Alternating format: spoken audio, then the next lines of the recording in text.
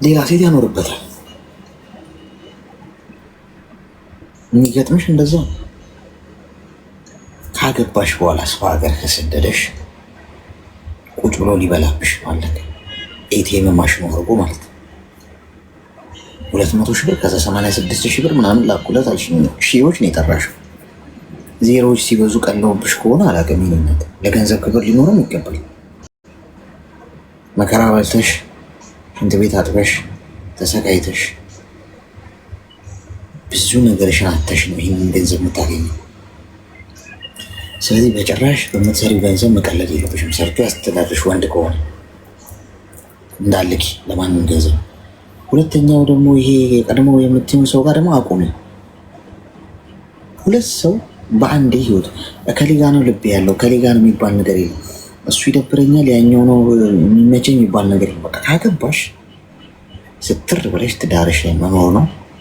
ከተደረሽ ያለው ጉዳይ ሳይጠናቀቅ ሌላ አይነት ህይወትም ወይም ሌላ የተዋወቅሽው ሰው ጋርም ማውራት መደዋወል አያስፈልግም። ወደፊትም አሁን ያለሽበት ትዳር በራሱ አሳሳቢ ነው። ሰውየው ገንዘብ ብቻ ነው ከአንቺ የሚፈልገው። ምን አይነት ጊዜ ነው? እንዲህ ሰው ስለ ሰው ማሰብ ያቅተዋል። ካልፈለገ አለማግባት ነው። ካገባችሁ በኋላ ወንዶቹ ይህን ከእንደዚህ አይነት ወንዶች ጋር ወንድ ተብዬም መቆጠርም አልፈልግም። ወንድ ይሁኑ እነሱ መሆንም አልፈልግም። የወንድነት መለኪያው ይሄ ከሆነ ሰው እንዴት ጥቅም ብቻ ይፈልጋል? ጎበዝ አላፊ ጠፊ ገንዘብ እኮ አላፊ ጠፊ ነው። አሁን አገኘነው ነገ እናጠዋለን። አሁን ገነባ ነው ነገ ይፈርሳል። የሰው ልጅ ይበልጣል ከምንም ነገር በላይ። ምንም አይነት ለዛ ሰው ፍላጎትና ኢንትረስት ከሌለ ካላፈቀርካት ካልወደድካት አለመግባት ነው እዛ ህይወት ውስጥ ሰው ገንዘብሽን ያዥ ጠብቅሽ። በኋላ ጨረቃ ላይ ነው የምትቀር ነገር ይሻል። እሺ አሌክስ እናመሰግናለሁ። እሺ መልካም ቀን።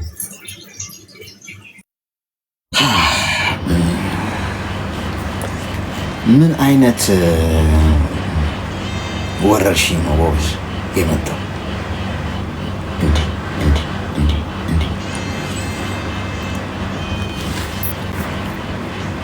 ባልተብዬው እንዴት እንደ አንድ አይነት አንዳንዴ ለፎቶኮፒ ማሽን ነው እንዴ የሚባዙት አንዳንዶቹ።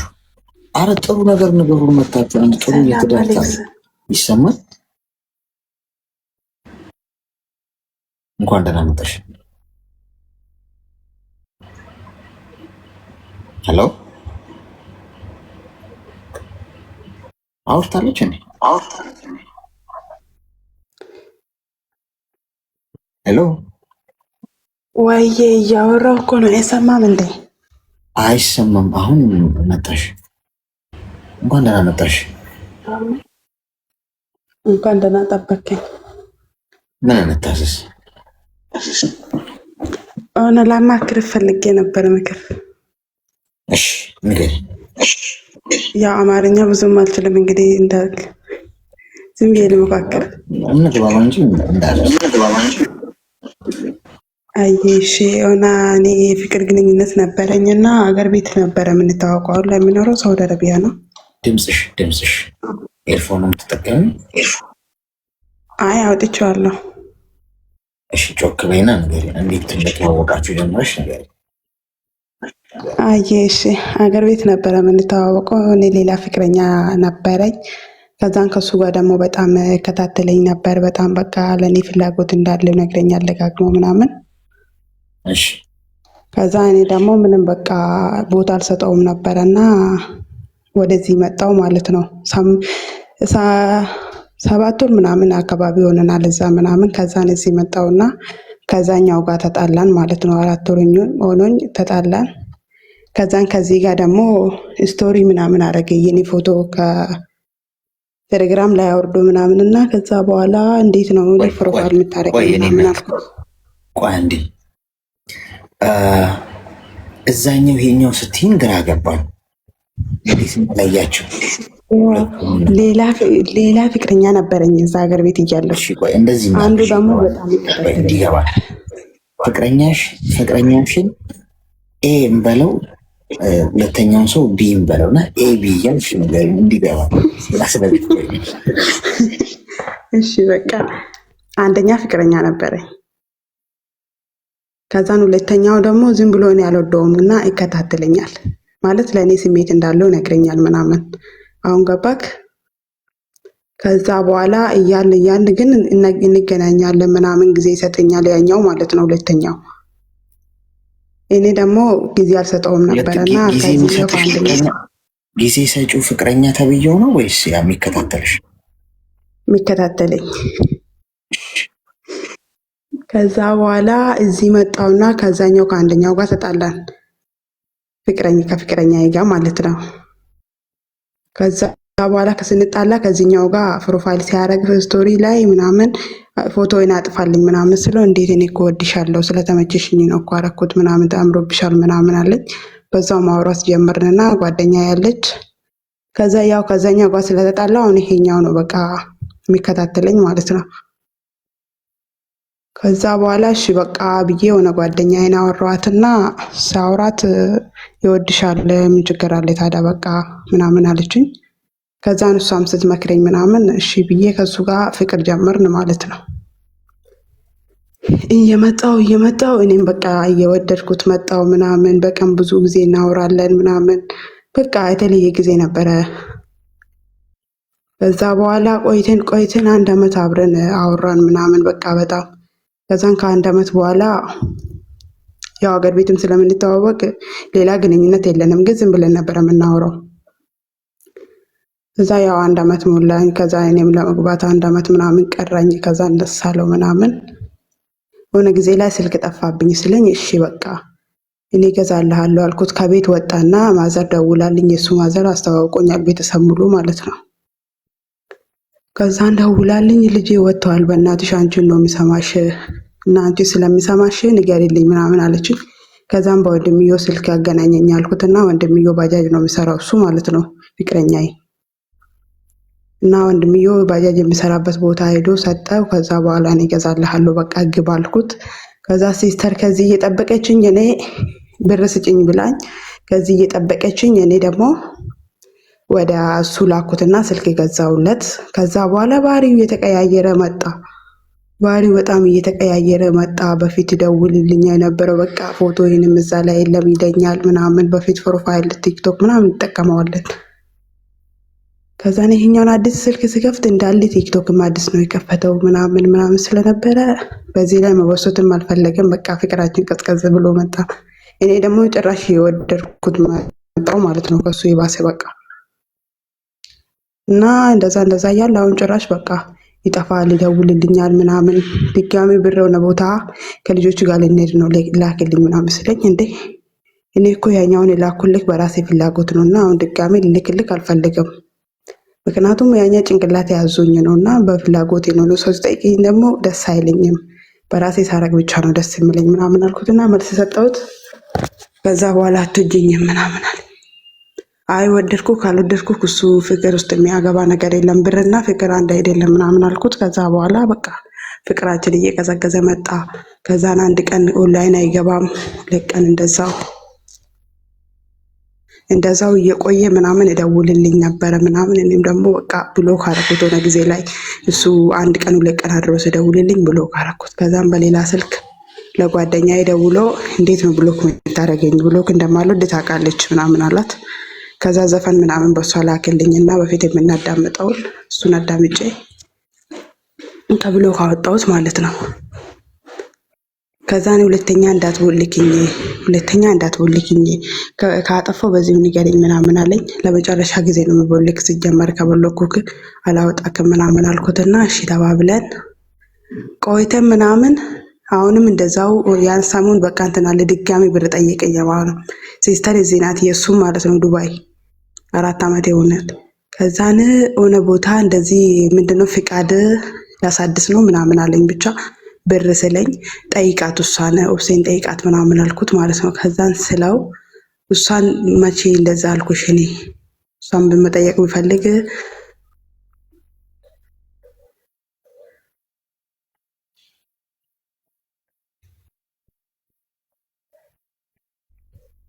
እሷን መጠየቅ ብፈልግ እኔ እሷን አልጠይቃትም ወይ?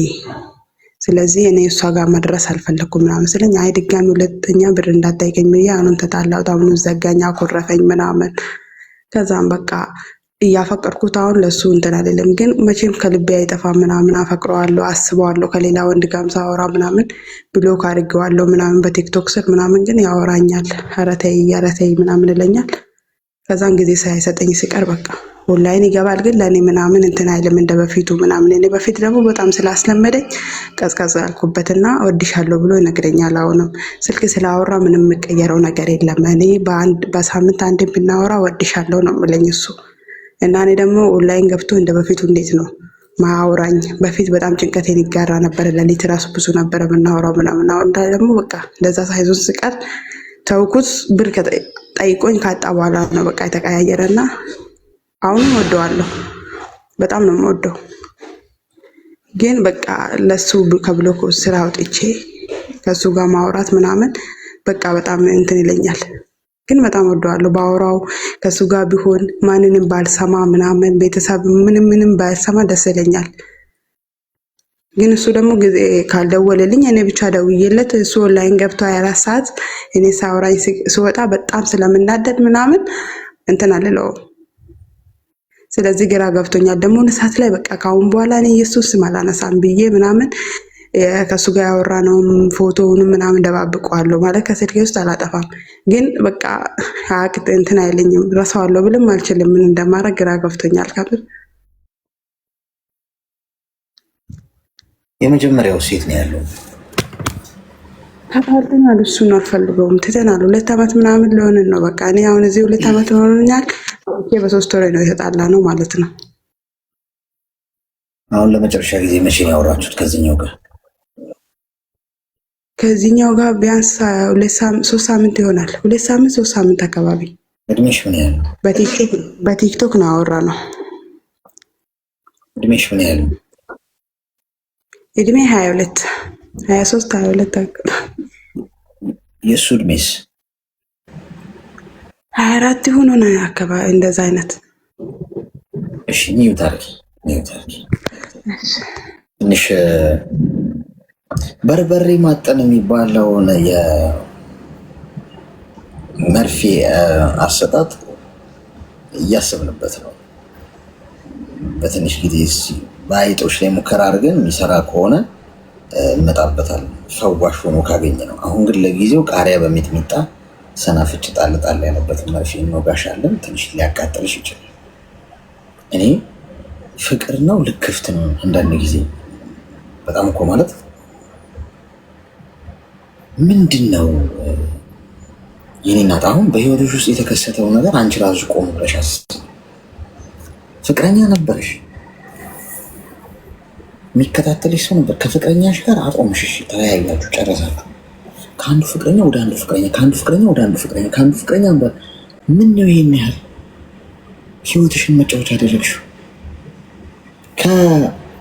እንደው ከቀደመው ግንኙነትሽ ጋር ስትለያይ ወደ ሌላ ግንኙነት ውስጥ ለመግባት ቢያንስ ጊዜ ያስፈልግሻል እኮ፣ የማሰቢያ ጊዜ። በመሰረቱ ፍቅረኛ ምንም ጥቅም የለም። በየትኛውም ሃይማኖት የተፈቀደም አይደለም፣ ክልክል ነው። ጥቅምም የለም። ፍቅረኛ ያላቸው ሰዎች ሰላም የላቸው። እንደው ልጅነትም ነው ምናምን ብለን እናስብሽ። አንዴ ሞክረሻል፣ አልሆነም። ድጋሚ ተመሳሳይ መጽሐፍ፣ ተመሳሳይ ፊልም፣ ተመሳሳይ ድራማ በህይወትሽ ውስጥ እንዲሰራ ትፈቅጃለሽ? ይህ መፍረድም አለም። እንዴት ይህ ማስተዋል ይከብደናል። ስትሄድ የመታህ እንቅፋት ስትመጣም ከመታህ ድንጋይ ዋንተ ነህ ይባላል። ምክንያቱም አንዴ ነው እንቅፋት ሊመታሽ የሚችለው። ለሰከንድ ራውን ማየት አለብሽ፣ እያየሽ መሄድ አለብሽ። ሁለተኛ ነገር ይሄ አብሮሽ ያለው ሰው ይከታተልሻል፣ ግን አታፈቅሪው። ከዛ በጊዜ ሂደት እያወራሽ ፕሮፋይል እያደረገሽ ምናምን ሲመጣ ከዛ እሺ ብለሽ ጀመርሽ። ያን ያህል ቀላል በመስጠት ያን ያህል በቃ አትፈልጊውም ከሆነ እኮ አትፈልጊው ነው፣ በቃ አለቀ። ሁሌም አትፈልጊው ነው መሆን ያለበት። ህይወትሽ መሞከሪያ አይደለም የኔ እናት፣ እንደ አይጥ እስቲ ልሞክረውና ከሰራ ካልሰራ እንትን እላለሁ ብለሽ ሰው ጥፋት ልጁ በመሰረቱ ለፍቅርም የሚሆን አይደለም። እንደው የሚታበድለትም አለ። ጥቅመኛ አንቺ ነሽ ስልክ የምትገዢለት፣ አንቺ ነሽ ጡረታ የምትርጊለት፣ አንቺ ነሽ ገንዘብ ምልኪለት። ከ30 ዓመት በታች ያለ ወንድ አትጥበሱ እባካችሁ ሴቶች፣ ከሰማችሁ ለትዳር እንኳን ቢጠበስ እንኳን እንዳይሸታችሁ። ከ30 ዓመት ጨራሽ 24 ዓመቱ ነው አልሽ። ልጁ እኮ ገና እኮ የእናቱ ጡጦ እኮ አልጨረሰም። ሴት ልጅ ሱሪ ገዛችልኝ፣ ጫማ ገዛችልኝ፣ ካልሲ ገዛችልኝ፣ ሞባይል ገዛችልኝ የሚለው ነው እንጂ የሚያሳስበው ስለ ህይወት አይገባው። ወንድ ልጅ ክብሩ ምን እንደሆነ አይገባው። ጠንክሮ ሰርቶ ገንዘብ መያዝ እንዳለበት መለወጥ እንዳለበት አይገባው። የወንድ ልጅ ኃላፊነት እስከምን ደረጃ ድረስ እንደሆነ አይገባውም። ይሄ ልጅ 24 ዓመቱ ነው ገና የእናቱን ጡጦ የእናቱን እንጀራ አልጨረሰም። ልታገቢው ነው ልታሳድጊው ነው። ስለዚህ ምከራይን ካልሽ በብሎክ ወገብ ዛላውን ብለሽ አስቀምጪው እና ከዛሬ ጀምሮ በህይወትሽ ውስጥ የትኛውም ወንድ ፍቅረኛ ሆኖ እንዳይመጣ ለቀጣዮቹ 5 ዓመታት ማዕቀብ ጣይ ራስሽ ላይ። ከዛ ከፍቅረኛ ከወንድ ገለመሌ ድራማና ጨዋታ ወጥተሽ ሌላ የህይወት ክፍሎችሽ ላይ አተኩሪ። ለምሳሌ ጤናሽ፣ ገንዘብ መያዝ ሰርቶ ማህበራዊ ህይወትሽ ላይ፣ መንፈሳዊ ህይወትሽ ላይ ገብቶሻል። እነዚህ ሁሉ የህይወት ክፍሎችሽ ላይ ስሪበት። የፍቅረኛውና የትዳሩ ነገር ይቆይሽ ለቀጣዩ 5-6 ዓመታት። በዚህ አይነት መንገድ ከሄድሽ ሰላም ታገኛለሽ። አለበለዚያ ወድቆ አወዳደቅ ነው የምትወጪው። ተግባባ? እሺ አሌክስ በጣም አመሰግናለሁ። ያው እኔም መጀመሪያ ከዛኛው ጋር እኮ እንትን ስላልነበረኝ ነው ይሄኛው እያወራሁት የነበረው ማለት ብቻ። እሺ በቃ ምን ልበልክ፣ ብቻ ግራ ገብቶኛል። እሺ በቃ እንዳልከኝ አደርጋለሁ። እሺ እሺ፣ አመሰግናለሁ።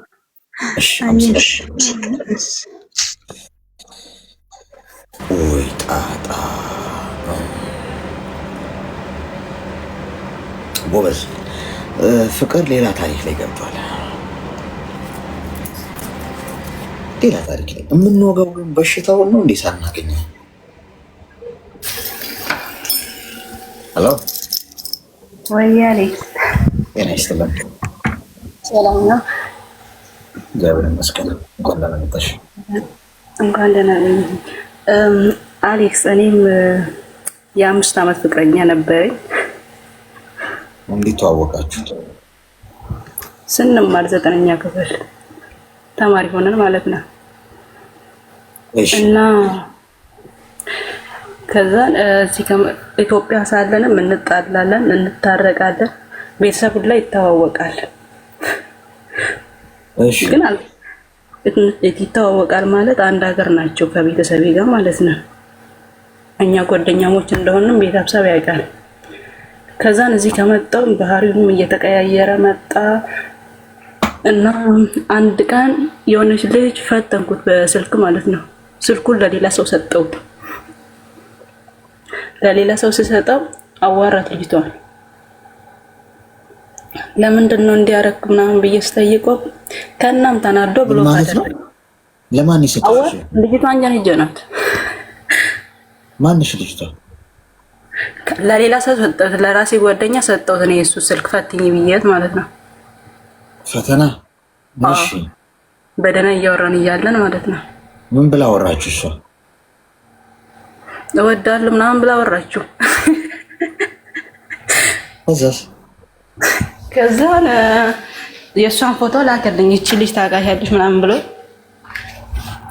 እኔም አላውቅም አልኩት። ከዛ እኔ አላውቅም ሲለው ከጊዜ በኋላ ቀስ በቀስ እሺ እያላት መጣ። ልጅቷ ምን አረጋት ምናምን ብዬ ስጠይቀው ኧረ እኔ አላዋራኋትም አለኝ። ከዛን እሺ ብዬ ለካ እሱ በጀርባው ሌላ ሰው አለ። እኔ አላወቅኩም መጀመሪያ ማለት ነው። ብር ስጪኝ ተቸገርኩ አለኝ። አይ ሌላ ሰው አለ፣ ሌላ ፍቅረኛ አለ፣ ሌላ ፍቅረኛ አለ። ከጓደኛሽም ሌላ? አዎ እኔ አላውቅም። እንደዛ ብር ስጪኝ አለኝ። አይ እኔ ብር የለኝም አልኩት። ከዛን ሲለው የሱ እህት እኔ ሰጥሻለሁና በእኔ ተማምነሽ በቃ የአንድ ወርም ቢሆን ስጪው እስኪ በጌታ ተቸግሯል ምናምን አለችኝ።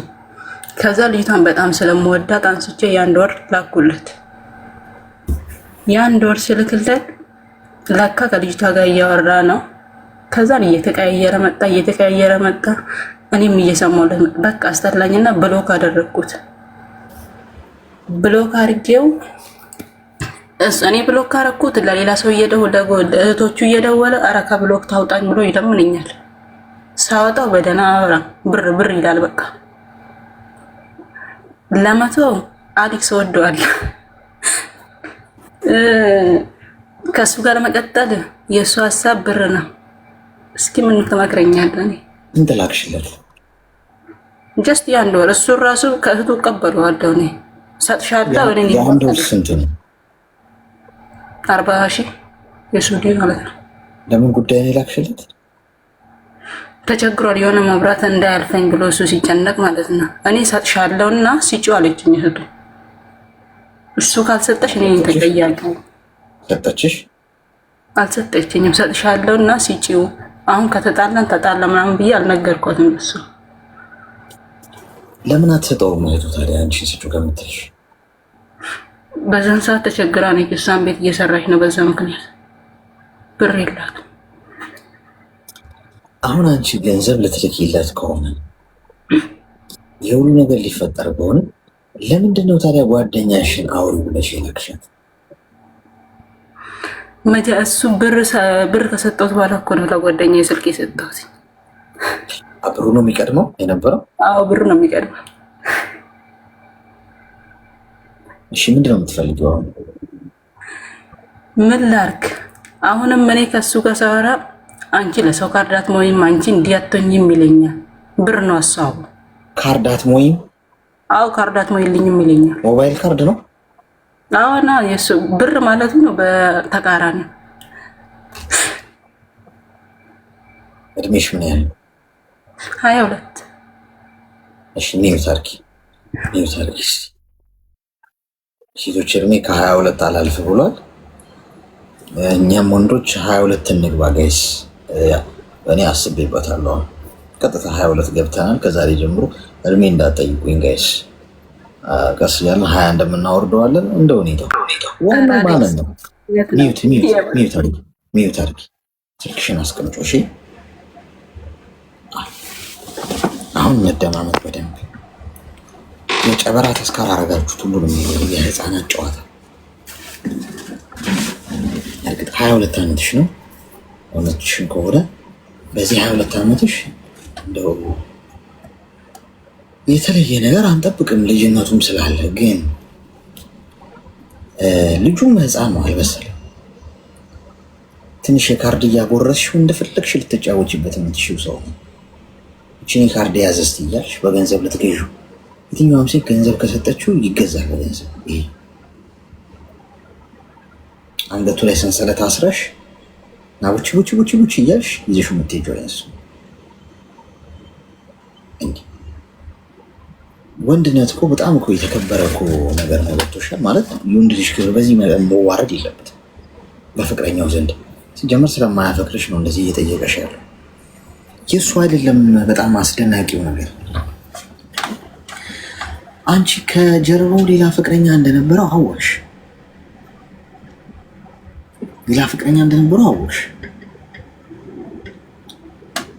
ከዛ ባለፈ ደግሞ ጓደኛሽንም የጀነጅናት እንደሆነ አወቅሽ።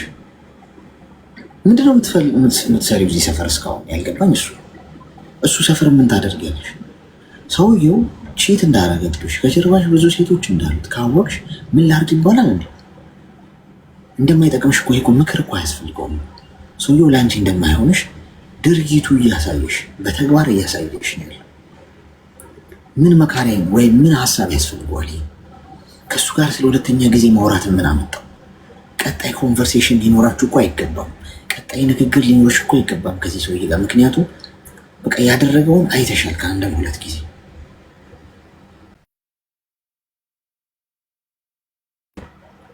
ውጭ ከዚህ ነገር ውስጥ ምን ላድርግ ከሆነ የምትይው ስልክሽን አጥፊ፣ ቀይሪ፣ ስልክሽን ደብዛሽን አጥፊ። ገንዘብሽን ሲጀመር አትሰጥሽም። ማንም አይመልስልሽም ገንዘብሽ። እመኝ የስሜን ያለ እርግጠኛ ሆኜ ነው የምነግርሽ። ሴት ልጅ ራሷን ማክበር አለባት። ራስሽን ካላከበርሽ ማንም አያከብርሽ። ቴንኪው። እሺ ገብቶሻል? ከዛሬ ጀምሮ 22 ዓመትሽ ነው አይደል? እኔ በ22 ዓመቴ ያልገባኝን በስተርጅና የገባኝን አንድ እውነት ልንገርሽ። በ22 ዓመቴ ቢገባኝ ተአምር እሰራበት ነበር ብዬ ማስበው። ትኩረት ማድረግ የሚገባሽ ጉዳይ ላይ ትኩረት አድርጊ። ለሁሉም ጊዜ አለው። ፍቅርም ትዳርም መጃጃልም እንኳን ብትፈልጊ ጊዜው ገና ነው። ልጅ ነሽ አንቺ። ልብ በ40 ዓመት ገንዘብ በ20 ዓመት ይባላል። ልቡንም ገንዘቡንም አሁን ብትይዥው ተአምር መስራት ትችላለሽ። እንኳን የራስሽን እንኳን የቤተሰቦችሽን የጎረቤቶችሽን ህይወት መለወጥ ትችላለሽ። ልብም ብርም አሁን ማያስከቻልሽ። ብር እንኳን ታገኛለሽ እየሰራሽ። ልቡን የጠፋው አሁን የፍቅር ግንኙነት አያስፈልግሽም። ስራ ላይ አተኩሪ። ብዙ ልታተኩሪባቸው የሚገቡ የህይወት ክፍሎች አሉ። ጤና፣ ማህበራዊ ህይወት፣ መንፈሳዊ ህይወት። ለገንዘብ መስራት አለብሽ። ቅድም ለአንድ እህት የነገርኳትን ለአንቺ መማዶች ለቀጣዩ 5 እና 6 ዓመት ምንም አይነት የፍቅር ግንኙነት ምናምን መጃጃል፣ ትዳር ምናምን የሚባል ነገር ሳታስቢ አንገትሽን ደፍተሽ ስሪ። ምናልባት እናትሽ ያንቺን ለውጥ ይፈልጋሉ። ለእናትሽ መድረስ አለብሽ። ለቤተሰቦችሽ መድረስ አለብሽ። ስለዚህ በዚህ መልኩ ነው ማድረግ ያለብሽ። ሲባባ አሌክስ፣ እኔ እኮ ማለት ነው አሁን የፈራሁት ነገር የማያውቅ የለም። ቤተሰብ ያውቃል፣ የእሱ ቤተሰብ ያውቃል። ልጄ ትለኛለች እናቱ ከናውሌ ማለት ነው። እህቶቹ ያውቃሉ፣ የኔ ቤተሰብ እናቴ ታውቃለች። አሁን ምን አደረገ ምናምን እናቴ ሳወራት ማለት ነው እነግራታለሁ፣ እኔ እናቴ ማለት ነው። ከዛን ስነግራት እና ምን አረጋችሁ? አረ ምንም እላታለሁ፣ ምንም በቃ። ምክንያቱም ግራ ገባኝ። ለመተው የማያውቅ የለም፣ ጎረቤት ያውቃል። እንዴት አድርጌ ነው ከሱ መሸሽ የምችለው? ከሱ ነው ግራ ይገባኝ። አሁን ብተው ሰው ምን ይለኛል የሚለው ነው የሚያሳስብሽ? አዎ እግዚአብሔርን እሱን የፈራሁት እንጂ እኔ በቃ ከሱ ወላ ማለት ነው እኔ ከሌላ ሰው ጋር አላወራም፣ ምን አይደለም። ስራዬና ስራዬ ብቻ ነው። ከሀገር ከወጣም በቅርብ ስለሆነ ማለት ነው። እህቱ ደግሞ አልሰጥም ካለች ራሱ እኔ ለቤተሰቤ ነግሬ ከሷ መቀበል እችላለሁ። የብሩ ችግር የለብኝም። እኔ ግን እንዴት ነው ከጎረቤት ሁላ ሰው እያወቀ እንዴት ነው ከሱ መለየት የምችለው? እሱን ያሳስበኝ እንጂ ሌላ ነገር አይደለም። እሺ አንድ በጣም ወሳኝ ነገር ልንገርሽ። ነገ ልታገቢ ትዳር ነው እያልኩሽ ያሉት። ቤተሰብ ሽማግሌ ተልኮ ሰርግ ተደግሱ፣ ድንኳን ትጥሩ፣ ድግስ ተደግሱ፣ የሰርግ ካርድ ተበትኑ፣ ሚዜ ተዘጋጅቶ፣ ቤት ተከራይታችሁ ኤቭሪቲንግ አልቆ ነገ ሰርግሽ ሊሆን ዛሬ አይሎ ጋር እየተጨፈረ ቤትሽ ውስጥ የምታገቢው ሰው ለቀጣዩ 20 እና 30 ዓመት ወይም 10 ዓመት አብረሽ ወደፊት ፊውቸር ያየሽው ሰው እንደማይሆን ካወቅሽ በዛች ደቂቃ ወይ ቺት ሲያደርግብሽ ብታይ ሊሆን ይችላል። ሰርጉን ትሰርዥዋለሽ። የሰው ልጅ ህይወት ይበልጣልሽ። ያንቺ ህይወት ይበልጣል ከሰርጉ ከድግሱ ከሰው ምን ይለኛል ስሜት ከቤተሰቦችሽ ከጓደኞችሽ በዙሪያሽ ካልሽው ከሰማይና ከምድር ኢቭን የሰው ልጅ ህይወት ይበልጣል። ገብቶሽ? በፈጣሪ ፊት ከሰማይና ከምድር ምድር ላይ ካለ ነገር ከሁሉም ፈጣሪ ከፈጠራቸው ፍጥረቶች በሙሉ የሰው ልጅ ዋጋ ቱ ማች ኤክስፔንሲቭ በምንም ሊለካ አይችልም።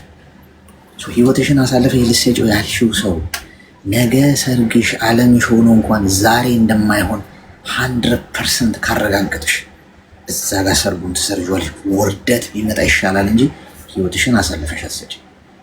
በዚህ መጠን ነው ለህይወትሽ መቆም ያለብሽ። እንኳን ገና ለገና ያላገባሽው ወንድ ጎረምሳ እናቴ አባቴ ይጠይቁኛል ጎረቤት ቀርቶ የፈለገ ሰማይና ምድር ቢደበላለቅ ውድ የሆነው ህይወትሽን ለማይሆን ነገር አትገብሪ። በዚህ መጠን የአቋም ሰው ከሆንሽ ቆራጥ ሰው ከሆንሽ ተከበሪያለሽ። አልዚያ ማንም እንደ ቀዝቃዛ ገንፎ ነው እየመጣ የሚዝቅሽ መጫወቻ የሚያደርግሽ። ለዚህ መፍትሄ መናገርሽ ለአንድ ለ3 ወርና ለ6 ወር ጥፊ። ማንም አታውሪ፣ ከማንም ሰው ጋር ምንም ኮንቨርሴሽን አታርጊ። ጥፊ፣ ሽሺ፣ ድብቅ በይ። ከራስሽ ጋር ሁኚ፣ ጸሎት አድርጊ፣ ብቻሽን ሁኚ። ከአቅም ታገኛለሽ፣ ሰርቫይቭ ታደርጊና ልብሽ ይጠነክራል፣ ጎበዝ ትሆኛለሽ።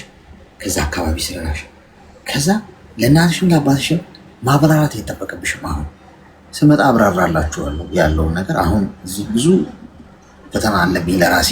ስደት ራሱ ህይወት ፈተና ነው።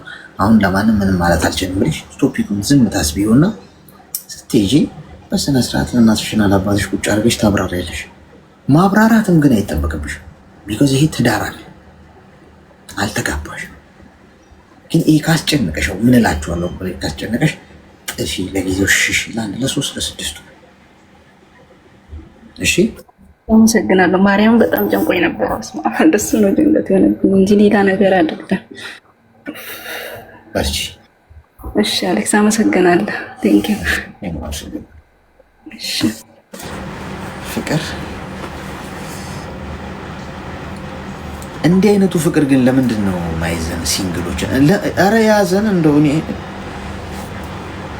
እኔ ትንሽ መማቀቅ ፈለግኩ።